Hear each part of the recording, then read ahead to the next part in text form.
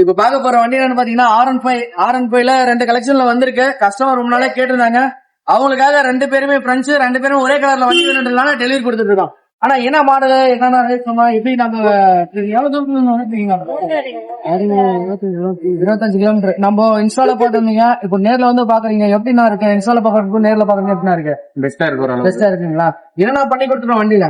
வண்டி tyre 2 tyre மாறி okay okay. எல்லாம் எங்கண்ணா பண்ணி கொடுத்தோம் உங்களுக்கு? இந்த சர்வீஸ் எங்க R15 ஷோரூம் எமோ ஷோரூம்லயே பண்ணி கொடுக்கு. அவ்வளவு தூரம் பார்க்க வந்து பெனிஃபிட்டா இருக்கா உங்களுக்கு வண்டி?